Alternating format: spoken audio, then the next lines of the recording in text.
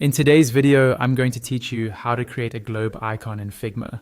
By the end, you'll have a clean, customizable globe icon sitting right in your design, and you'll know exactly how to place it, size it, and tweak it to match your style. Start by signing in to your Figma account and opening the project where you'd like the globe icon to live. If you already have a specific frame or artboard, select it so the icon lands in the right place.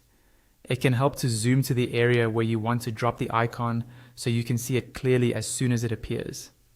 With your file open in the editor, press Shift+I on your keyboard to open the Resources window. This is where you can quickly pull in ready-made assets from Figma's library and community. In the search bar at the top, type globe, then give it a moment to load results. You'll see a variety of styles: outlined, filled, minimalist, and more.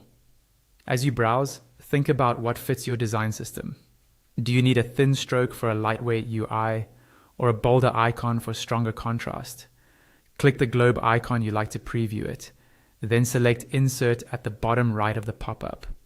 Figma will place the icon on your canvas, typically near the area you focused. Now that the icon is in your file, click and drag it to position it exactly where you want it. You'll notice smart guides helping you align it with other elements. Use those to keep your layout tidy. To resize the icon, drag a corner handle. Hold Shift while resizing to keep the proportions consistent and avoid distortion. If you need pixel-perfect adjustments, use your arrow keys to nudge and hold Shift with the arrows for larger jumps. With the icon selected, look to the right-hand Properties panel to fine-tune its appearance. Here, you can change the fill color to match your brand palette, adjust the stroke weight if it's an outlined icon, and modify opacity for subtle emphasis.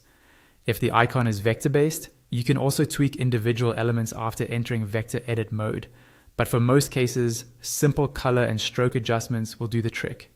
Make sure the icon's size and weight feel balanced with nearby text and components, so it looks intentional in your layout. And that's it.